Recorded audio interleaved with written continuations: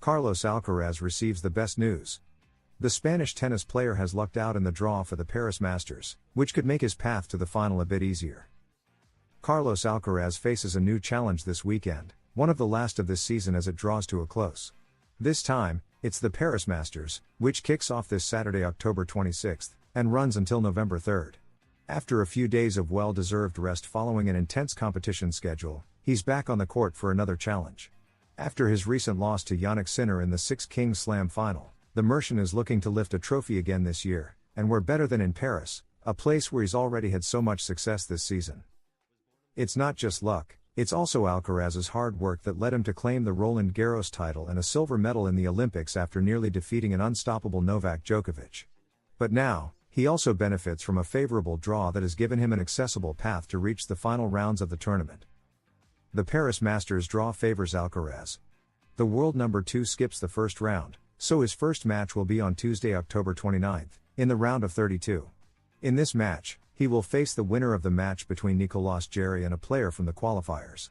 Later, he would avoid facing major tournament contenders, like Jannik Sinner or Alexander Zverev, until the final. Along the way, the top-seeded players he would encounter are Medvedev, Ruud, Dimitrov, and Paul. If the Mercian advances to the round of 16, he will face either Humbert or Nakashima. In the quarterfinals, he would meet Ruud or Paul. If he reaches the semifinals, he could face Medvedev, Dimitrov, or Hakic, and in the final, he might meet Sinner or Zverev, assuming they also make it to the last rounds. Carlos Alcaraz's final events of the season. After the Paris Masters, only 2 more events remain in the calendar for the Mercian.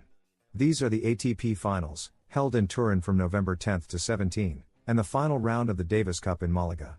Alcaraz is part of the Spanish team and will join other players like Rafa Nadal, Roberto Bautista, Pablo Carreño, and Marcel Granollers as they aim for the country's victory and the coveted Salad Bowl trophy.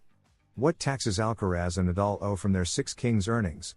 The exhibition tournament has proven lucrative for both players, though not without its tax obligations.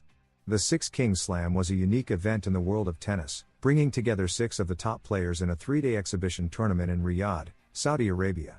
The event has been a profitable venture for all 6 players who participated, including the 2 Spaniards, Rafa Nadal, and Carlos Alcaraz, as well as Novak Djokovic, Daniil Medvedev, Jannik Sinner, and Holger Rune, who all received a substantial payout for their participation. Sinner, as the champion, took home the highest prize in tennis history, $6 million. Each participating player received a base of $1.5 million, 1.3 million euros, equal for all. Nadal, Djokovic, Alcaraz, and Sinner each played 3 matches, earning approximately $500,000 per match. However, this prize isn't tax-free. As tax residents in Spain, Alcaraz's and Nadal's earnings are subject to income tax, following general rates. The IRPF, personal income tax, is divided between a national portion and a regional one that depends on each region. Therefore, both will be taxed at the national level and in Murcia and the Balearic Islands, respectively. Alcaraz already had to pay a considerable sum for his Wimbledon earnings.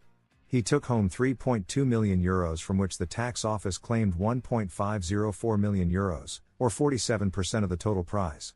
Now he'll need to contribute a similar percentage from his new earnings. Carlos Alcaraz on his desire to compete against Sinner, "He makes me a better player." The Spanish tennis star, who couldn't overcome the Italian in the Six Kings Slam final, says that, "Thanks to him, I push myself to my limits to improve, giving my 100% every day."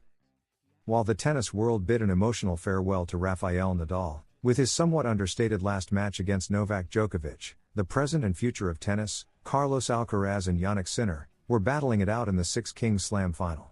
This time, it was the Italian who celebrated, defeating the Mercian 6-7-4, 6-3, 6-3 to claim the exhibition tournament in Saudi Arabia.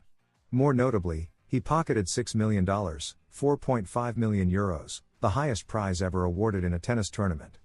For the first time this year, Sinner managed to beat Alcaraz in a final, and despite playing well, Alcaraz struggled as the match wore on. Still, he expressed satisfaction with his performance, saying, "I wanted to finish in the best way possible, but I enjoyed every second here. I'll keep training and working to be there, and I'm sure Jannik will be there too. It was a close match, I had chances to win," reflected the current world number 2 right after the match. the two rising stars have now faced each other 10 times, with Alcaraz leading the head-to-head 6-4. Each match has been a spectacle. Every time I face Yannick, we play high-quality tennis. Our matches are decided by small details. When you play against him, you have to be at 100%, and I try to hit as hard as I can, super aggressive, the Spaniard said. I know I have to play my best tennis if I want to beat him. Their duels go beyond the technical side and touch on mental resilience and a desire for revenge after a loss. Our matches are always close. He pushes me to my limits. I know I have to play my best tennis if I want to beat him. As a player, I love these kinds of battles, but sometimes I wish they were easier. He makes me a better player, admitted the Roland Garros and Wimbledon champion. Alcaraz hopes their rivalry transcends the sport, like that of Nadal, Federer, and Djokovic, though it may sometimes come with challenges. I hope this rivalry grows over the years. I'm very grateful to have him on the circuit because he pushes me to improve, giving my all every day. It's always a pleasure to share the court with him, although sometimes it's hard to enjoy it.